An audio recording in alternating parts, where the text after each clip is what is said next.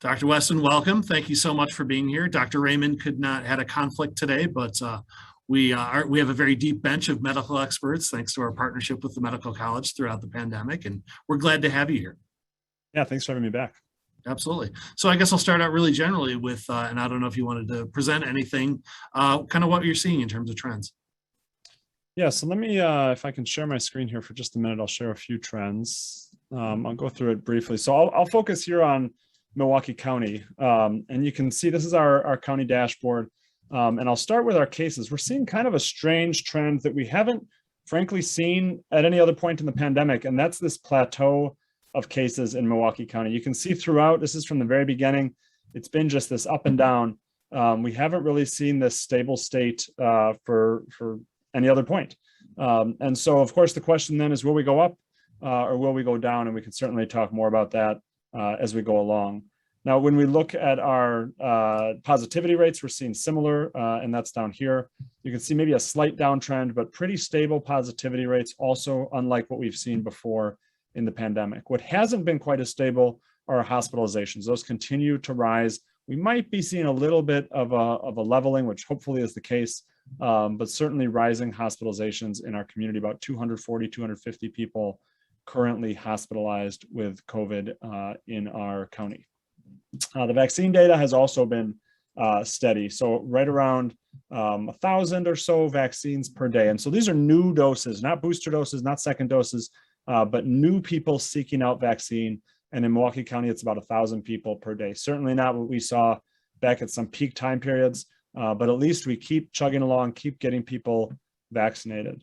And then one of the last things I'll show is just the differences in age groups. So especially for those with kids thinking about back to school, you can see here, and hopefully this isn't too small, but you can see the breakouts by age. And you can see that the ages that are having the highest positivity rates, this is for the whole county, is that 10 to 14-year-old age group. Whereas as a county in general, we're about 9% positivity. In that 10 to 14-year-old age group, we're over 17% positivity. And that's followed not too far behind by the two other second highest age groups, which is the 15 to 19-year-olds and the 5 to 9-year-olds. So that range, that 5 to 19-year-olds, is showing anywhere from about 13 to 17% positivity. And those numbers are just going up as more and more kids are going back to school. So certainly something to keep an eye on, and an item of concern for anyone with kids. Yeah, so I'll pause there. Sure. Go ahead. Are we any closer to getting the vaccine approved for younger children? You know, I think it's coming soon. It sounds like the Pfizer at least will give their 5 to 11-year-old numbers to the FDA at the end of this month. I think the most optimistic estimates, and we are hearing talk of this, is that it'll be about a month for the FDA to approve. So fingers crossed, we may see approval down to 5-year-olds for Pfizer specifically by the end of October, which would be welcome news for many parents in our community. Well, I prepared a bunch of questions for you, but I wanted to first touch on something that was brought up in the first part of our program, which was sort of this concern that you hear a lot about, well, these vaccines are new and we don't know the long-term health effects of them. But if I understand correctly, usually if you see a side effect of a vaccine, it would be within weeks and not years. Is that accurate? And can you provide any context around that? That's exactly right. So when you think of the medicines you take every day, your blood pressure medicines, your cholesterol medicines, your heart medicines, you're putting those in your body every single day. And so you can imagine with medications like that, they might cause long-term effects because they are changing in some ways your body over time, over years, over decades. The vaccine just works differently. So what the vaccine does is it goes into your body. It trains your body to recognize a spike protein. So that's one of those little Y things you see on the vaccine. It trains your body to recognize that. But then as soon as your body is trained to recognize that, the vaccine breaks down and it leaves your body. And so it doesn't have these long-term, long-lasting effects. It's not like we're getting vaccine shots every single day of our life and whatever's in there is building up in our body. And so that's why when we look at really the history of vaccines, which is a long history, side effects turn up within about 6 to 8 weeks of getting the vaccine. So now sometimes those side effects are extremely rare. So think of the blood clots with J&J. Right. So those blood clots in those individuals did show up within 6 to 8 weeks. Now, to recognize that signal, since we're just talking a couple people in a million, it took a few months to notice that. But as far as an individual having a side effect from the vaccine, you'd expect to have that within 6 to 8 weeks. One question I had is how concerned should we be right now about hospital capacity, both in Wisconsin as a whole and in the Milwaukee region here? So I think we should be concerned. Now, if we've learned anything in this pandemic, it's that we are not isolated. What happens in other states and other countries affects us as well. So when we see overwhelmed hospitals in other parts of the country, we can't be naive that we could be there as well in weeks or in months. So right now in Wisconsin, we have about 92% of ICU beds that are full statewide.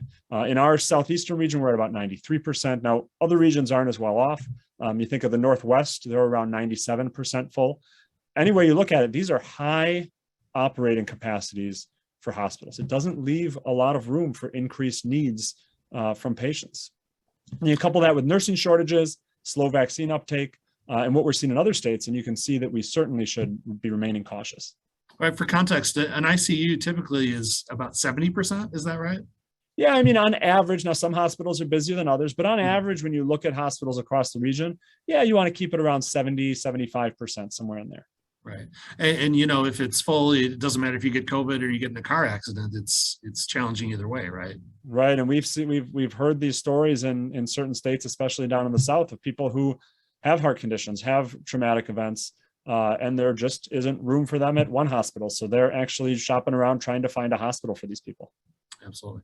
So obviously one of the most pressing topics we're facing as of last week is the Biden administration's new policy announcements. From your perspective, what were some of your main takeaways from those announcements?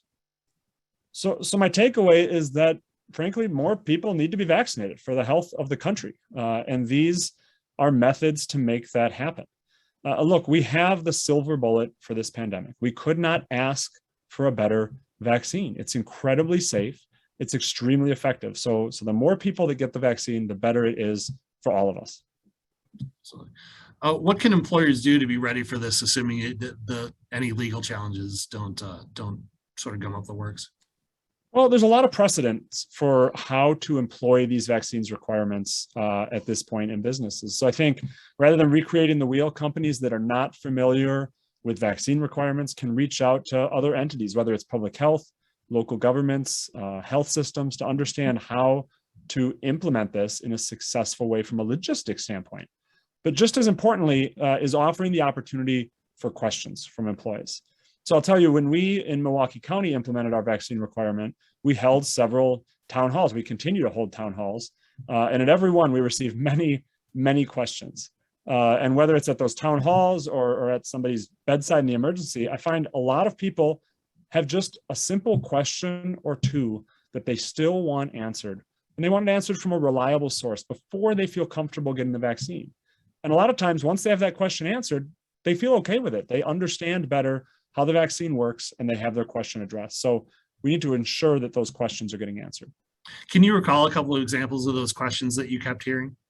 Yeah, absolutely. I mean, some are just as simple as, I don't understand how the vaccine works. Now, we could do a 5-hour-long lecture about how the vaccine works, but we can also do a 30-second discussion about how the vaccine works. And people feel a lot more comfortable once they understand that. Other people wonder, does the vaccine change my DNA? Answer, absolutely not. Can the vaccine give me COVID? Absolutely not. Is the vaccine safe in pregnancy? Absolutely. Now there's, these are the 2-second answers. There's 60-second answers that can give a little more information, a little more evidence as to why that's true. One question from the chat is a very good one that I hear a lot. What is the history of the mRNA vaccines? Because we hear that we're new, but it's my understanding that the technology has been around a little bit longer than maybe some people think. Can you provide a little context on that? Yeah, absolutely. So the technology has been in development for decades. These are the first mass-produced vaccines to use that technology. But really, the way that the vaccines work are very similar, whether it's the older technology or the newer technology. And basically what that is it introduces that little spike protein, which does not contain the part of the virus that makes you sick. It just takes that spike protein and introduces it into our body. There's different ways of doing it. Some use our cells machinery to do it. Some introduce it directly, but it introduces that to our body. Our body's immune system recognizes that little part of the virus, that little spike protein. And then the next time when we're exposed to the whole virus, it recognizes it and can destroy it before it gets into our body. So it's important to know, yes, mRNA vaccines are a new type of mass-produced vaccine technology, but this is technology that's been developed for decades. and is ready at just the right time for this pandemic. I think sometimes what people are implying when they ask that is they say, okay, fine, old vaccines showed side effects in a few weeks. How do we know that things won't change with a new technology? Can you assure people about that? Yeah, I mean, none of us have a crystal ball to say in 10 years and 20 years what's going to happen. What we do know is very well how these vaccines work. And they work in a very similar way to how all the other vaccines work. They just are slightly different in how they interact with our cells. But the fact that they go in, they create the immune response, and they leave is the same as any other vaccine. So there's no reason to think the side effects, the long-term effects are going to be any different from other vaccines. Right, absolutely. As part of the Biden administration's announcement, testing is still an alternative for those who don't want to get vaccinated. Do we have enough access to testing right now? Well, it's a good question. I think testing availability is going to be tight as this goes on. Now, what the Biden administration has also done is had several initiatives to make testing more accessible, whether it's rapid testing, the longer PCR testing, more accessible and more available. Yeah, what happened to the quick turnaround tests where you just spit in a tube? What would you like to see those more widely produced and distributed? Yeah, so actually, yes is the answer. And we are seeing more availability of that sort of rapid testing. So there's now several over-the-counter, relatively inexpensive, pop in your drugstore and you'll find them, tests. And we're talking about, $7 to $15 per test. They're quite good. It's a shallow nasal swab. You stick it in a little bit of liquid and it turns a certain color, and whether you're positive or negative. These are really helpful tests to use for screening. They're also helpful when you're at home and you feel like you're getting kind of some cold symptoms and you're not quite sure. Take a quick test, make sure you don't have COVID. Very good. Question from the Q&A function here. Of hospitalizations in general and ICU hospitalizations, how many people are unvaccinated, or what percent roughly?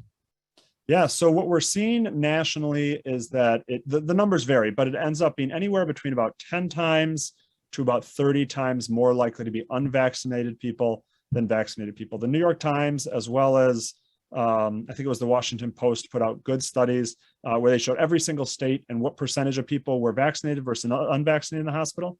And they tended to be somewhere between about 90% and 99% of people who are hospitalized are unvaccinated. Also had a question in the chat about who's being hospitalized right now. I know we would have said maybe a year ago that it's certainly older people. Has that changed and evolved, and are children sort of showing up in those numbers now too? That's absolutely changed. Yeah, we see when we look nationally, more children are hospitalized right now than at any other point in the pandemic. We see just in Milwaukee County last week, 33% of cases, new cases, were in children 0 to 17 years old. So we're seeing a different sort of pandemic now than what we had before. Part of that is that a lot of older people are vaccinated, but the Delta strain does seem to have an affinity for younger people. It's affecting younger people a lot more than we saw before. Absolutely. I had a question about booster shots and when vaccine efficacy starts to wane. What's the latest thought process on that? So, the best data we're seeing on this is out of Israel. There's now data out of the UK. There's also data out of the United States. And they seem to show that after about 8, 9, 10 months, especially in older people, especially in people over 60, that vaccine immunity starts to wane a bit. And so I think we'll be seeing soon. The ACIP meets later this week, and we'll see what they announce. But I would not be at all surprised if they announce, for Pfizer at least, that people who are maybe 8 months or so out from their vaccines, that tends to be healthcare workers, those in long-term care facilities, EMS, people on the front lines, are due for a booster shot. I wouldn't be surprised if we see that announcement coming in the next week or so. Another question from the Q&A function here. When people share that they've had severe side effects, and some say they've gone to the ER because of that, why might that happen, and how likely is it, perhaps, is the more important part of that? Yeah, so more than 200 million people have gotten the vaccine. And so there's not many vaccines, many medications that have been given to that number of people, let alone the number of studies that have gone on for this vaccine. And so we understand very well the side effects that come from the vaccine. And most commonly, you fall into one of three groups. You either have no side effects from it, you don't even know you got it, or you have, like I had, and like many people do, which is a bit of a sore arm. It feels like you have a little bit of bruise that lasts about a day. Or you feel the immune effects. You feel your immune system building, which feels like a cold. It feels like you have some body aches. You're feeling run down. In rare cases, you get a low-grade fever. These are the common side effects that you get from the vaccine. Now, a lot of people talk about, oh, I heard about people who had strokes. I heard about people who had heart attacks. I heard about people who had these terrible blood clots. It's important to compare those numbers to the general population. So you take 1 million people who got the vaccine and 1 million people who didn't get the vaccine. And some of those 1 million people that got the vaccine are going to have a heart attack in the 2 weeks after getting the vaccine. They're going to have a stroke. They're going to get in a car accident. You look at the 1 million people who didn't get the vaccine, and this is how we do these studies, and you see, oh, the exact same number had heart attacks. The exact same number had strokes. The exact same number got in car accidents. And so these things are going to happen, and they're going to get reported because they have to be reported to that VAERS, that Vaccine Adverse Event Reporting System. But it's important to look for what are signal events. So what are things that are much higher in the vaccinated group, or even a little bit higher in the vaccinated group than they are in the unvaccinated group. And we haven't seen that. We haven't seen that for strokes, for heart attacks, for blood clots. We did see it for blood clots in the J&J vaccine. We're still talking a couple people in 1 million. But nonetheless, we did see that. And so it was mentioned, and it was discussed, and it was publicly disseminated. I mean, this whole thing has sort of been a mass study in how people evaluate risk, right? What have you learned in terms of just how people evaluate and manage their own risk? Because the chances of you getting bad things happening to you because of COVID is, as I understand it, much higher than it would be by getting the vaccine, like factors higher. Yeah, I mean, I think, one of the things that we all probably realize in our own life, it's true for me, I'm guessing it's true for you, it's probably true for everybody here, is we respond more to individual stories. We can wrap our head better around individual stories than we do around statistics and around numbers and around rates. Rates are hard to understand. And so you think about something like myocarditis, right? So there has been some association in young people with myocarditis. This is inflammation of the heart muscle. Now, when you get the vaccine and you get myocarditis, it tends to be mild. People take ibuprofen, you do just fine, it resolves. But it's important to note that you're far, far, far, far more likely to get myocarditis and severe myocarditis when you have COVID than when you have the vaccine. But it doesn't make as sensational a news story. People aren't sharing those stories as much. And so you hear about the 17-year-old who got myocarditis after getting the vaccine, and that story sticks with you, as it should. I mean, we care about people. We want to hear about people's stories, but it's important to take a step back and understand the risk, and that the risk of getting the vaccine is pretty close to zero. The risk of getting COVID, the risk of hospitalization, the risk of death, but especially the risk of long COVID symptoms, these long-term symptoms that up to 30% of adults are getting, that's far from zero. Absolutely. Got a couple of questions about the flu shot and when you should get it and whether the timing matters with when you get vaccinated. Are they separate things, or do you have to sort of sequence them? How does that work? So they don't have to be sequenced. The CDC has released more information here that you can get them on top of each other. There's discussions now among some of the vaccine companies about, can you combine them into one shot, which people would like, get poked once rather than get poked twice. Right. I think we'll be seeing more and more of that coming, but certainly it's important to get the flu shot as well. If you're immunocompromised due to a medication, do you have to wait a certain time to get the booster shot? If you got 2 doses in May, can you have the booster now? So 2 different things here for immunocompromised, and the terminology that we're using, which admittedly is a little bit confusing, but for immunocompromised, we're talking additional dose. And the reason for that is because even after 2 doses, people who are immunocompromised aren't having quite as robust a response as we'd like from the vaccine. And so those people require an additional dose to really bump up their immune system and give them that full immunity that the vaccine can provide. The booster dose is different. It's for everybody. It's for whether you're immunocompromised, or it's for people who are not immunocompromised. And that's if you're a certain time out, that immunity seems to wane somewhat. You had great immunity in the beginning. It seems to start to wane, and so to bring it back up and make it strong, you get that 3rd dose. What's a little unclear right now, and I'm sure there'll be more guidance when booster doses are approved or authorized, is if you are immunocompromised, you swung by Walgreens 2 weeks ago, you got your extra shot, and then the boosters come out, should you get the booster as well? Right. My guess is no. You'll want to wait until that immunity starts waning a little bit, but we'll see what the guidance is. Are they working on a more targeted booster shot to the Delta variant or anything else that might be coming down the road? So yeah, certainly, the vaccine companies are working all the time on how can they improve their vaccine? Can they target them more to the certain variants? The benefit of the vaccines that are out right now is they've worked extremely well against the variants. So you certainly don't want to have something that, targets Delta specifically, but then doesn't target whatever's next quite as well.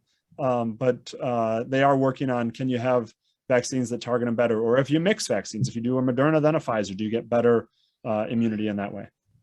Yeah, that's one thing I was wondering about. We have yet to see a variant emerge, thank goodness, that escapes protection from vaccines. But are we kind of playing with fire when COVID is still out there mutating? Yeah, I mean, we are absolutely. So, every time that the virus spreads person to person, it replicates. And it replicates thousands and thousands of times. And with each of those replications, there's some mutations that take place. Now, some of those mutations do nothing, or in fact, make the vaccine less effective. But every once in a while, there's a mutation that occurs that benefits the virus. It makes it better able to enter our body or attach to our cells, or to evade our immune system. And what's good for the virus is bad for us. So when you have less controlled spread in regions and states with low vaccination rates, you're far more likely to develop a new and dangerous variant. I had a question in the Q&A about a study from the Mayo Clinic about the efficacy of Pfizer versus Moderna. Are you familiar with this? What's the specific question? Efficacy of Pfizer versus Moderna? It's an illusion. I'm not familiar with this myself, but a Mayo Clinic study that showed significantly less efficacy for Pfizer versus Moderna after 4 to 6 months. Yeah, I saw that study come out. I don't know. I don't know it in depth, to be honest. I can take a look and learn more about it. But the studies generally seem to show that Mrna and Pfizer both have excellent long-term and robustness of effectiveness. But, there are a study here and there that shows one is a little better than the other. And that was one study that got some media attention for that. Well, we have a couple more minutes here. If anybody has any additional questions, we've got a few about the Johnson & Johnson vaccine.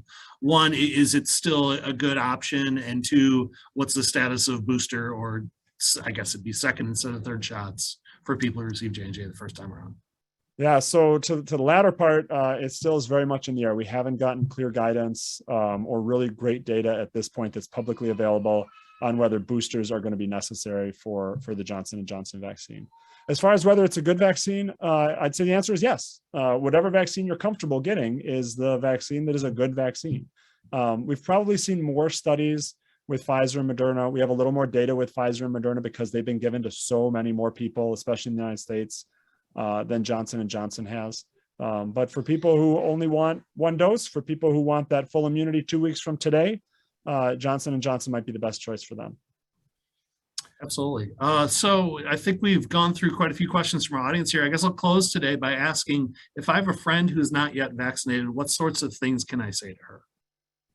So I think the things that I've found to be most effective, one is, presuming you're vaccinated, sharing your experience. We talked about how people respond to stories more than they respond to statistics. So I think sharing your experience is important. What happened after you get the vaccine? Did you get a sore arm? Were you off work for a day? Were you laid up for a day? What happened and why did you get it? I posted this question yesterday on Twitter. I got a lot of great responses. Why did people get the vaccine? People said to protect their family, to protect their patients, to protect their coworkers, to protect themselves, to protect their immunocompromised child, all sorts of different reasons. And so I think share why you decided to get the vaccine, and that's important. And then I think the last thing is just sit back and be quiet and listen and find out what their questions are. Because like I said before, a lot of times people have one very specific question. It's a thing they saw on Facebook and they're wondering about that. And is that true or is it not? Well, Dr. Weston, you do a great job at the medical college, do a great job at Milwaukee County. You also do a great job on Twitter. What is your Twitter handle for people who might want to follow you? Oh boy. I just joined Twitter a couple months ago, so I'm looking quick. Okay, my Twitter handle is at Ben W. Weston. Excellent, very much. So if you're on Twitter, give Dr. Weston a follow. Thank you to all Dr. Weston and all of our guests today. Really appreciate it. And we will see you on this program next month. Thanks so much. Thanks, Chris.